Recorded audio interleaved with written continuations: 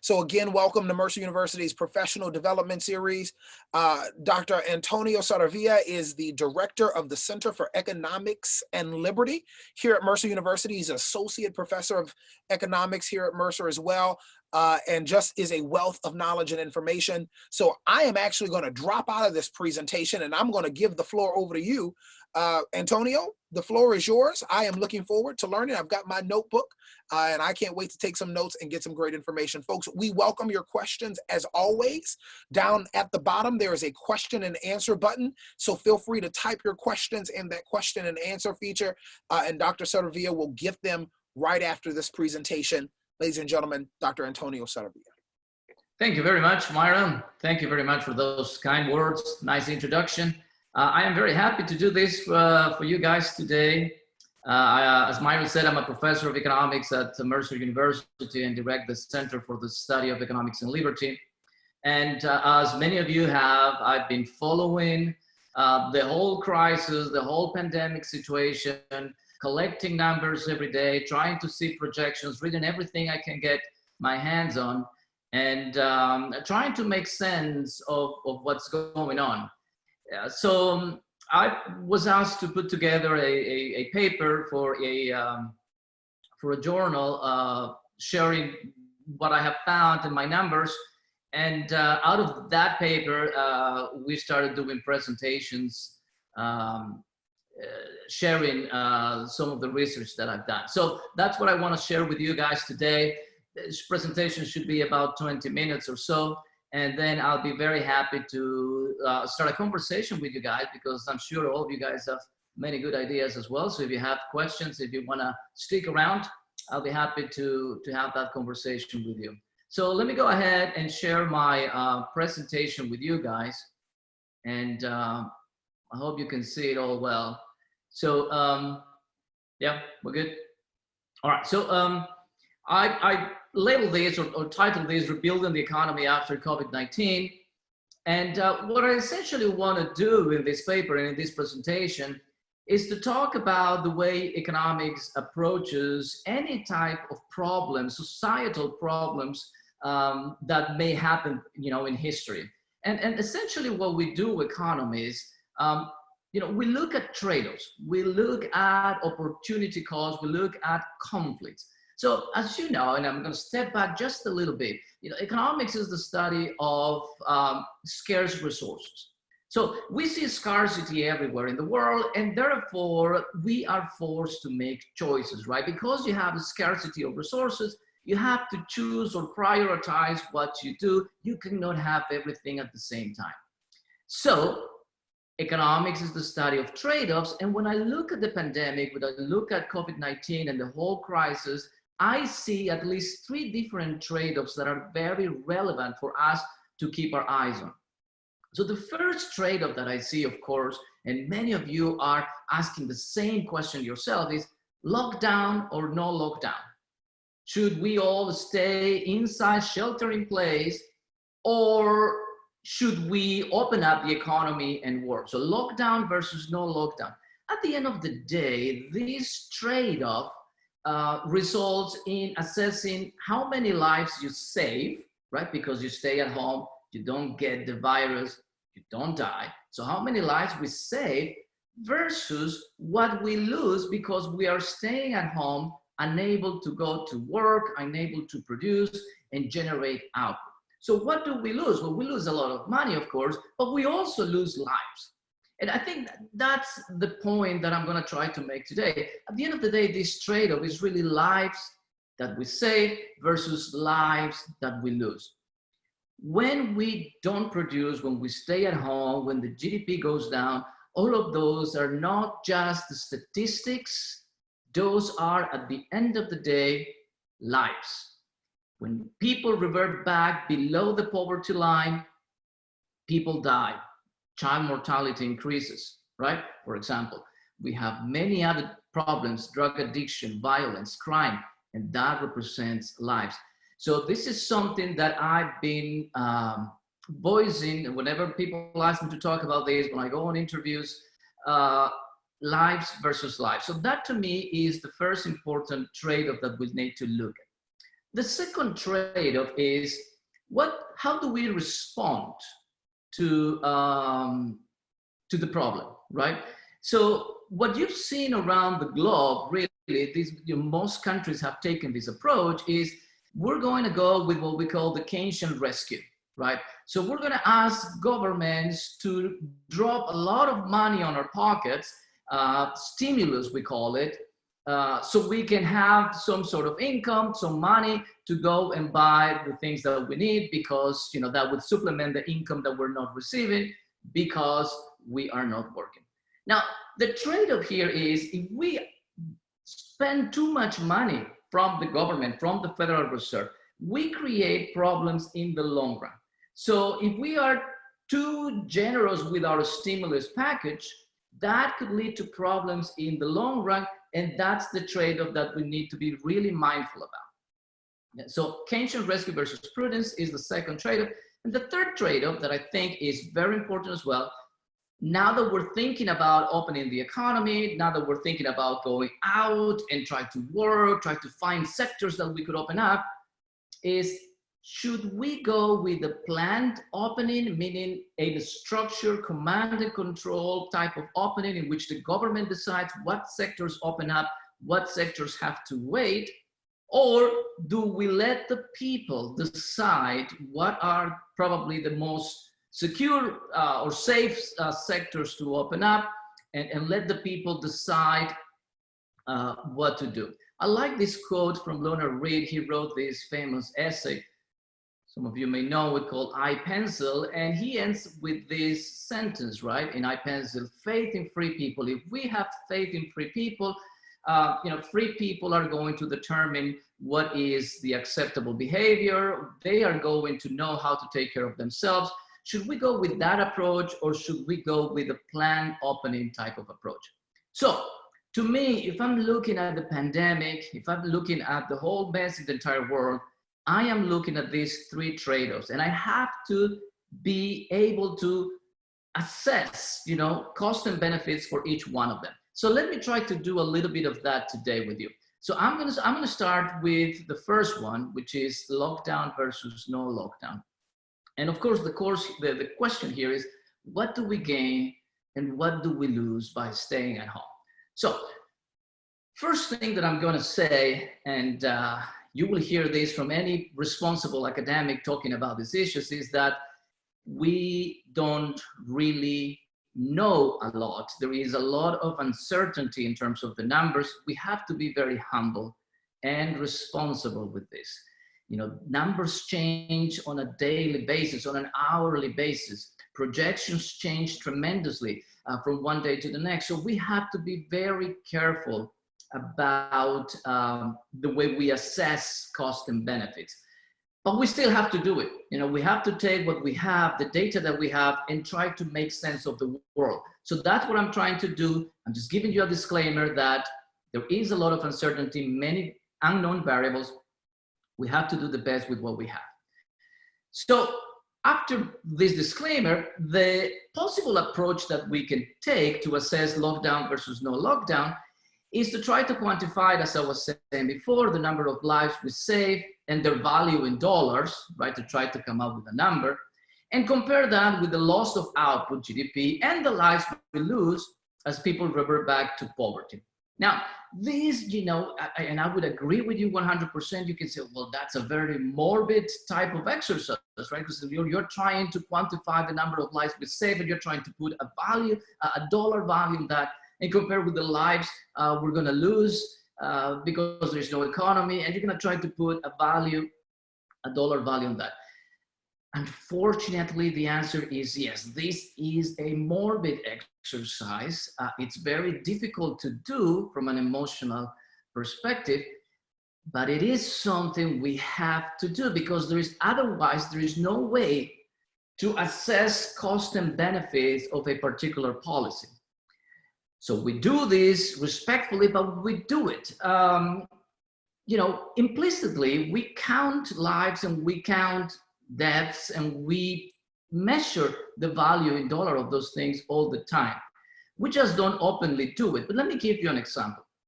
In the United States, on a given year, 40,000 people die because of accidents on the road. 40,000 people die because of accidents on the road. And yet we don't prohibit the sale of automobiles.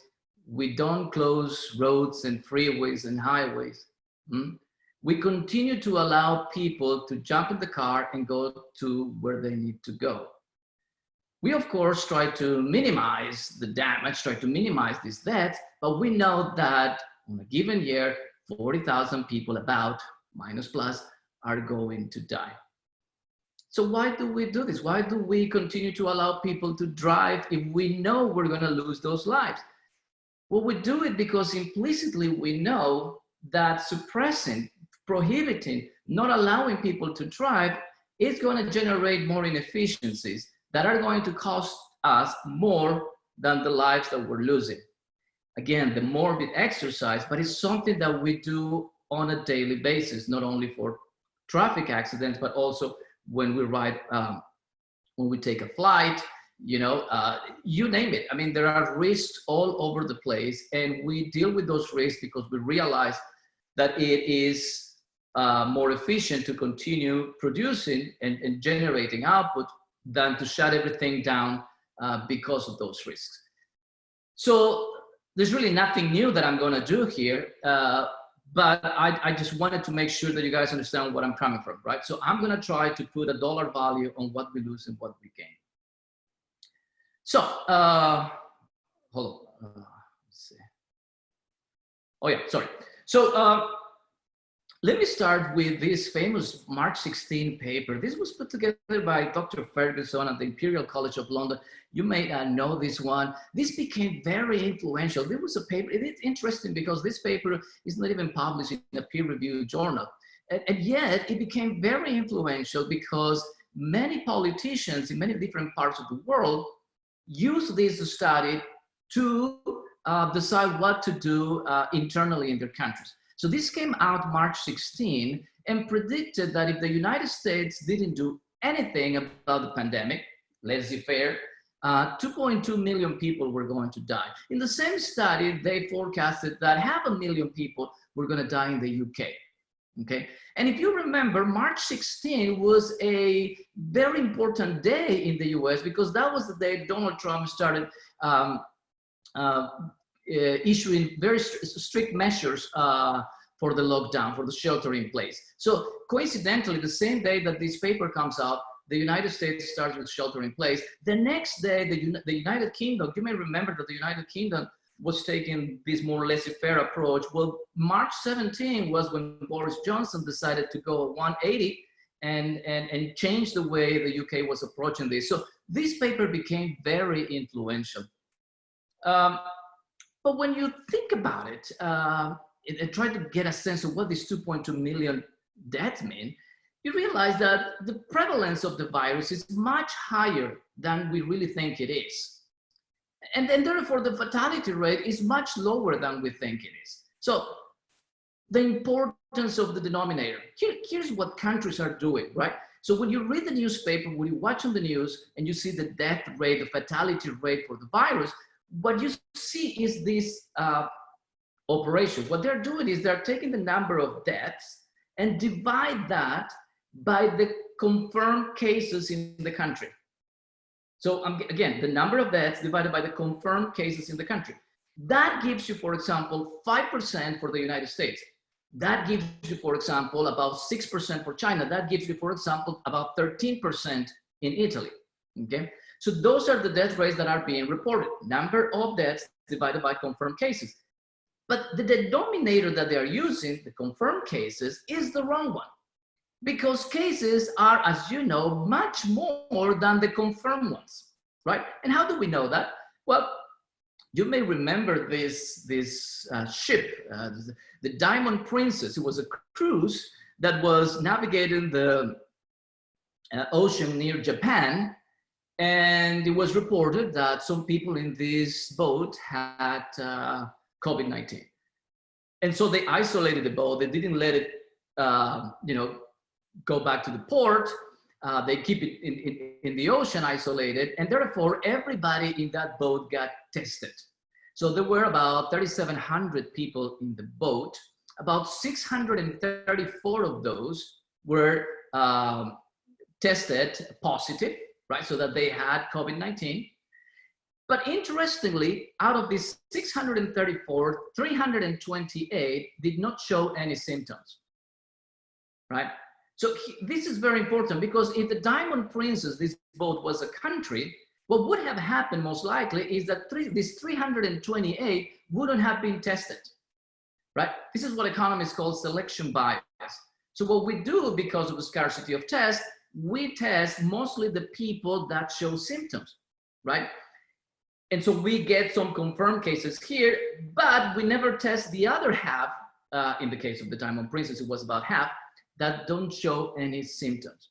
So what do you get with this? Well, if 634 people actually had the virus, some of them asymptomatic, that is, and 6 people die actually. So 6 people die in the Diamond Princess because of COVID-19. So you will have 6 divided by 634. That is the correct denominator, right? Not just the confirmed cases, but the total number of cases. When you do that for the Diamond Princess, you find that the fatality rate is 0.9%, much less than the 5%, the 6%, the 13% that we've been hearing, right?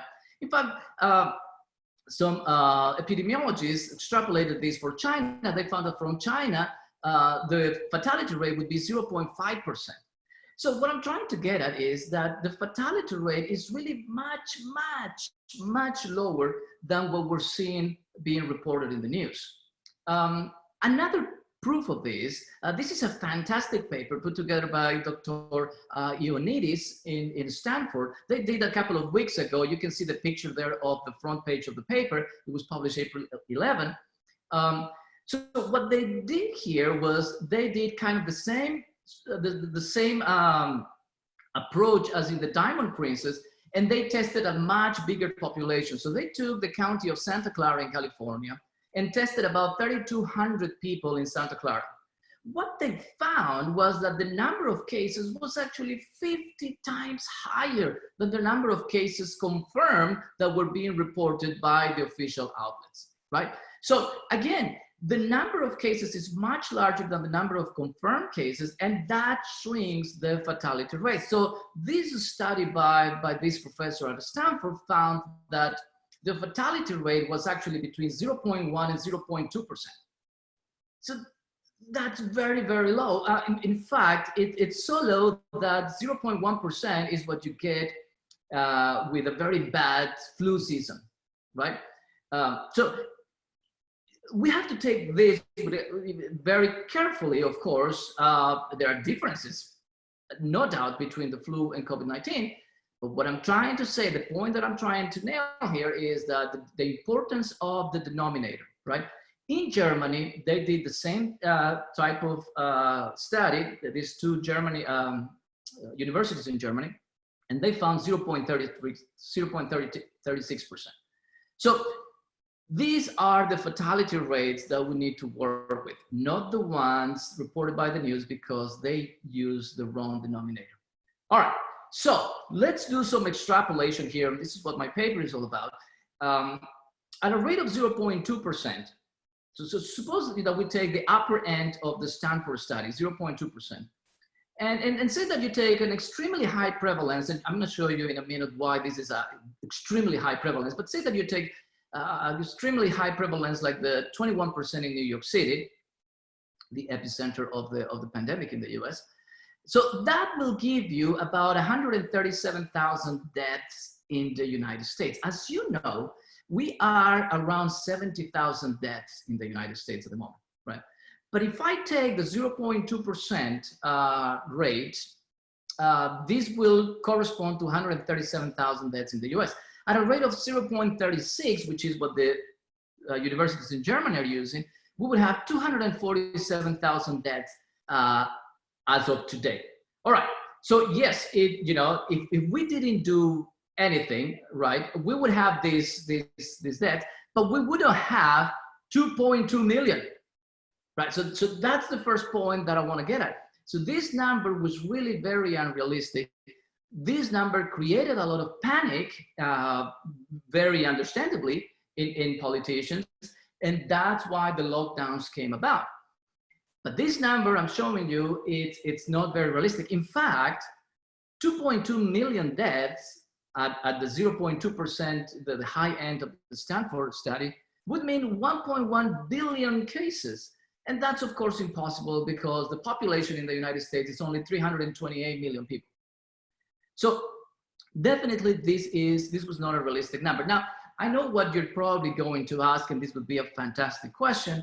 And that would be, well, you know, we didn't get to the 2.2 million or because precisely because we established the lockdown. So your numbers, you know, are biased because of, you know, we did the lockdown. That's what we're getting such a small number of deaths compared to 2.2 million. And that would be true. Yes, of course. But the difference is so large that tells you that, you know, the 2.2 million number was probably biased to begin with. And so, but I take that question very seriously. So if it's not 2.2 million, then the benchmark that we have to look at, what is the correct counterfactual, right? So can we find, for example, a country that didn't do any lockdown and see how they did, and compare that to us, we used a lockdown, and see how we fared, right? That would be the ideal exercise. Well, the problem is, of course, that there are no countries that didn't do anything, or at least there are no countries where data is reliable that didn't do anything. So the closest we can get to a country that didn't do anything would probably be Sweden, right? So Sweden took probably the most, let's say a fair approach to the pandemic in the world. Probably the other one that I can give as an example would be South Korea, perhaps Hong Kong.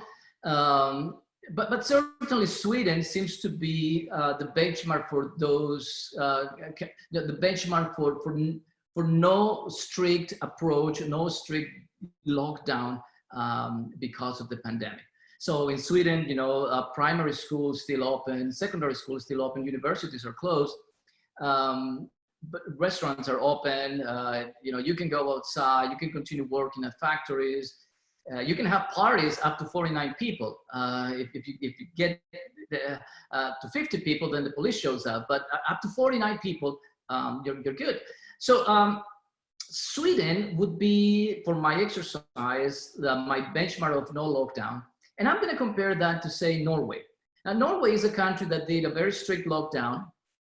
And these two countries are very similar, you know, the Nordic countries up there, very similar climate, you know, physicality of the population and so on and so forth. So very comparable in other respects. So this was probably a fair comparison. So let's see what happened between Sweden and Norway. So what we have in Sweden, these numbers are probably 2 or 3 days old. So. But Sweden has 20,000 confirmed cases. Now, this is the confirmed cases, and 2,355 deaths. And compare that to Norway, that had only 7,660 confirmed cases and 206 deaths, right? So using the wrong denominator, when we do what every outlet has been doing, then you get that the fatality rate in Sweden is 11.7%, and the fatality rate in Norway is 2.68%. Right, and so everybody, well, there you go. So that shows, that proves that the Swedish approach is a fail. That, you know, they should have done the lockdown. But, you know, let's work with the numbers a little bit more. So remember that 0.36% fatality rate that they found in Germany. I'm going to use that because that's the highest one I got. Comparing the study by the universities in Germany and the study of Stanford. So let's go with the really upper end, with 0.36%. So at a rate of 0.36% in Sweden, there are 654,000 cases, really, instead of just 20,000. So again, remember, much more cases than the confirmed ones. So if I apply this 0.36% rate, I have 654,000 cases in Sweden, which translates to 6,392 for every 100K. So that's what Sweden is having at the moment. If I do the same for Norway, I will have 57,000 cases, or 1,061 per every 100K. All right. So keep this number in mind. This is going to be important for us. In the United States, as I said, again, these numbers are a little bit old, but we have about 60,000, 70,000 deaths at the moment. If I use the 0.36%, just like I did for Sweden, that will give you 17 million cases, or 4,878 for every 100K. Okay, I hope I didn't lose you here, but what I'm trying to say is, what if I apply the same benchmark to Sweden? I applied that to the United States. So I will have 4,878 for every 100K. Now remember, the number in Sweden was 6,392. So, you know, we get 4,878, not a lot less, right? So had we have done what Sweden did, we would have 1,500 more cases for each 100K. And that's my dog going crazy. So that is 5 million more, for a total of 21 million that we will have in the United States, applying the 0.36% fatality rate. All right, where am I getting with this? That implies then that we will have 75,600 deaths instead of 60,000 deaths, which is that the lockdown has saved us 15,000 deaths. So yeah, what we can do here is say, okay, turn off the lights, we go home. I mean, this is complete proof that the lockdown has worked. You see, with your numbers, we have saved 15,000 deaths. You know, that gotta be worth it. All right, well, sure. What is the value of these 15,000 deaths that we have saved in terms of dollars, right? So here's, you know, in the paper, I have to use what lawyers use. Some economists have used this as well, but, you know, they come up with this idea of the value of a statistical life. This is very serious research. This is not something that I'm making up. If you want to see a recent reference on this, you can see the paper by Kirchner and Viscusi in 2019 that is kind of a survey of the studies on the value of a statistical life. And what you typically get is that the value of a statistical life is 120 times the GDP per capita of a country, right? So 120 times the GDP per capita of a country. So if you apply that to the United States, the value of a statistical life would be about $8 million, right? So you know, that's kind of the number that we have to work. You know, again, lawyers work with this. This is, you know, established literature. So if we apply the $8 million to the 15,000 lives that we have saved, that would bring us to $120 billion that we have saved because we used a lockdown approach. I say that's good. But what are we losing? Remember the trade-off, right? At what cost? Now, I'm going to use, remember how I was using the high-end values to get what we save with the lockdown? Well, I'm going to use the lower bounds, the lower value of the cost of this. And that is from what I've seen, and I read a lot on the estimations, but from what I've seen, this is probably the lower bound of what we lose. Goldman Sachs estimating a drop of 10% in GDP next quarter only. So that means that we have a recession of a V type. So we go down the next quarter, but we immediately go back up. So this was probably the lowest, number that you're going to get. 10% a drop in GDP next quarter, that would be about $500 billion that we lose. And so now what I need to do to assess my trade-off is to compare these two numbers in rate. So, and I get it, you know, this is not something that we're all very comfortable doing. I'm not very comfortable doing this, you know, counting lives, putting a value dollar on it. But unfortunately, it's something that we need to do in order to make decisions.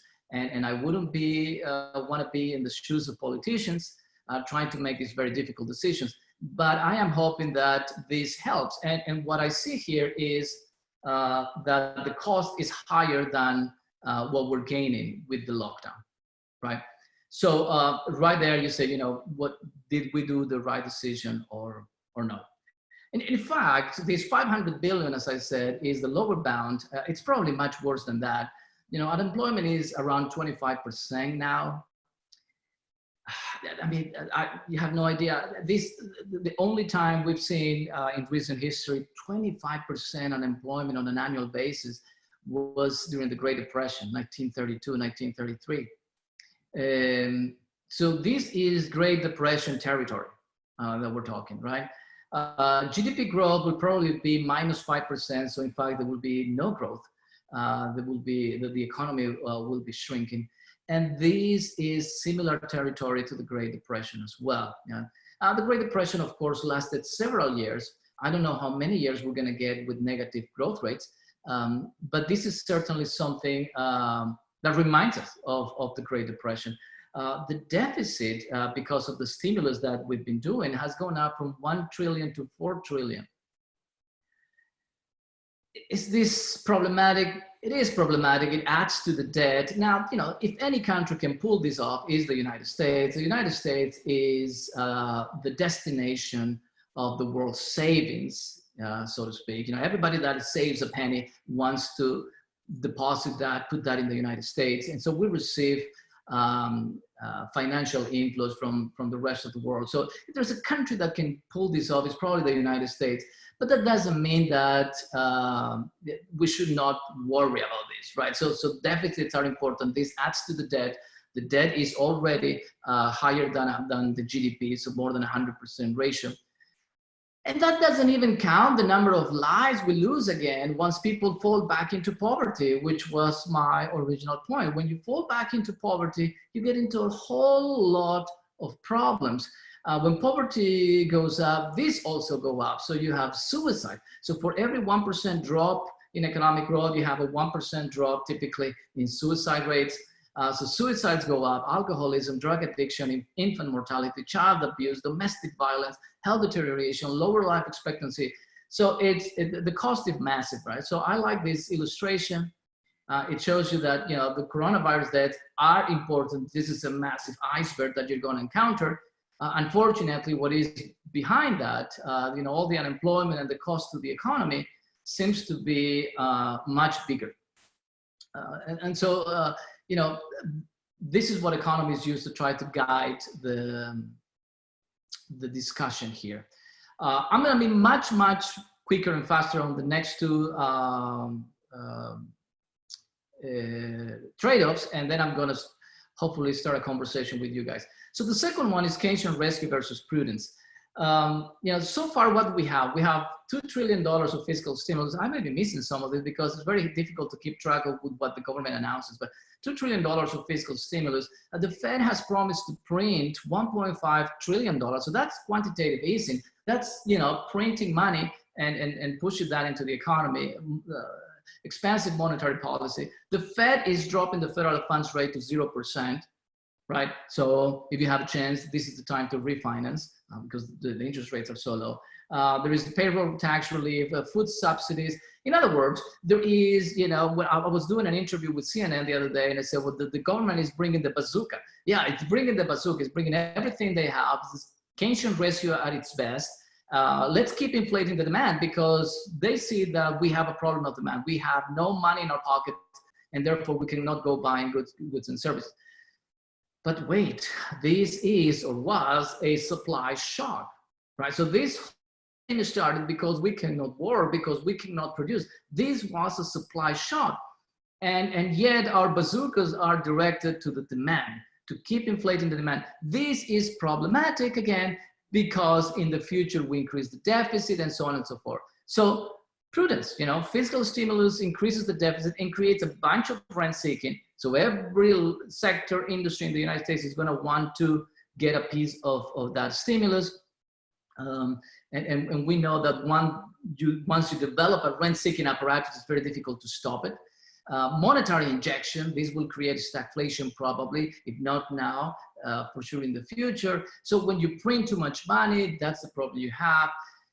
What do we do then if we don't inflate the demand? Well, you know, try to tackle the supply because this was a supply shock. So reduce taxes, eliminate tariffs, It will be a great opportunity to reduce tariffs and let the productive process, redevelop faster. Do not impose restrictions in the job market, right? So eliminate minimum wages and those kind of things. Eliminate the price gouging laws, right? So this is ridiculous. If prices go up because supply and demand, if you're going to stop the flow of prices or where prices need to go, you're going to get a lot of inefficiencies. So prudence, and perhaps tailor your response to the supply. Finally, the last trade of plan opening versus faith in free people. Do we need central planners telling us what to open up and what not to open up? I mean, how does our governor know that tattoo parlors need to open up and haircut places need to open up or the bowling alleys need to open up? I'm sure you're thinking the same thing. It's kind of bizarre. How do they know? How do they decide what establishments are safer than others? It's very difficult. It's weird. So they're probably trying to do their best, but they don't have information. Governments cannot plan opening the economy for the same reasons they cannot plan economies that are already open, right? So planned economies have a disastrous record in the last 100 years. When you try to command and control economies, that's when everything goes down the drain. So because of the knowledge problem, because politicians don't really know. There's a lot of talk about externalities. This is a problem of externalities, but externalities are not a random event. People take care of themselves. I was very happy when they decided to open the haircut places because, as you can see, I need a haircut. And yet I haven't gone yet because I'm risk averse still. And even though those places are open, I still decide on my own whether I should go or not. So externalities are not really a random event.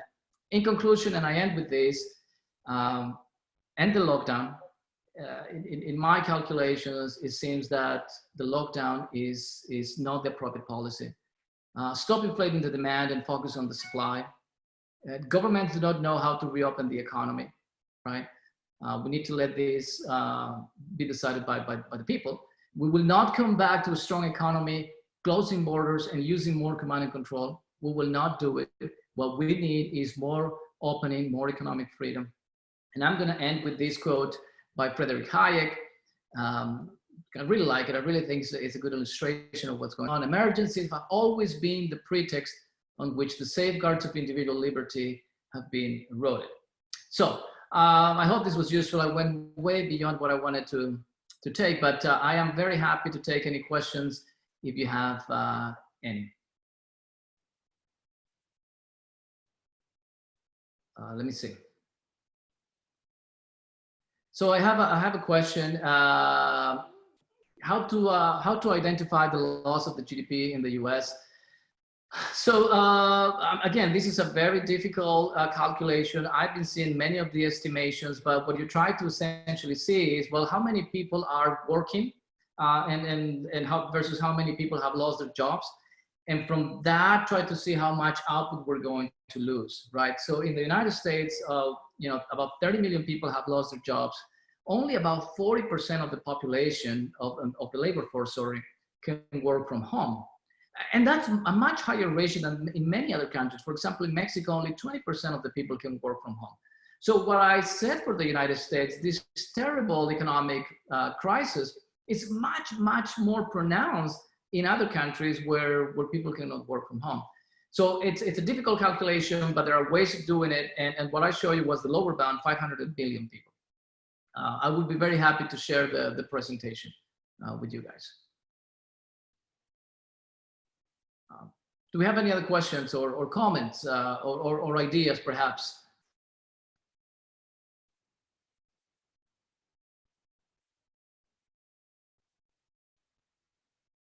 No.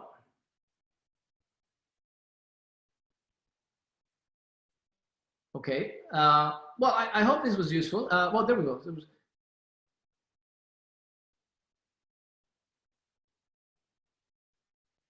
Well, that's a question. Somebody says, I am simply just a student. And I realized that this was a supply shock, yet governments and politicians took the Keynesian approach on demand. How did this happen? Do they not have professional economic advisors?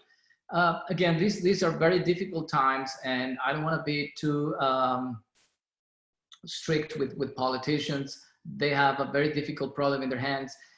There was a lot of uncertainty and panic. Again, remember that paper from March 16 by the Imperial College of London. If somebody tells us, if you don't do anything, 2.2 million people in your country are going to die, you know, as the president, you just start, well, let's do something, right? And with short time, it's very difficult. But unfortunately, the United States is a leader in public policy, and many other countries follow suit. So what you have is that everybody's trying to attack the demand when really this was a supply problem. Do you think American governments have a good ability to deal with the virus? As good as most governments, I would guess. I think that the Swedish government it's probably the exception in a good way. Those guys really follow the data early on and knew what to do. I think at the end of the day, when all of this is done and the dust is settled, I think the lesson from Sweden is going to be remembered in the future. All right. I don't know if you're still around, Myron, but if we don't have more questions. Yeah, I am still here. Man, that was interesting. I have got a page full of notes here, and I thank you very much for sharing. And it looks like we've had a lot of engagement and several questions that folks have asked. Thank you very much. How can we contact you if we want to ask some more questions later on? Yeah, very good. You can find me at the Mercer website, and you just search for my name. You'll see that you get to the webpage for the Center for the Study of Economics and Liberty, and you'll see my profile. But to make it very simple, my email is antonio.saravia@me.com, and happy to further discuss things with you. I can send you the presentation and so on. Yeah. Well, thank you again. This is, like I said, been very interesting, informative. I love that you've given us so much data and so much research. We can tell you put a lot into it. So thank you very much for sharing with us on this wonderful Wednesday. Folks, thank you for watching us and being a part of the Mercer University Professional Development Series. Look forward to another exciting webinar next week. We want you to join us and be a part of that as well. So watch your emails. Those will be coming out to you pretty soon.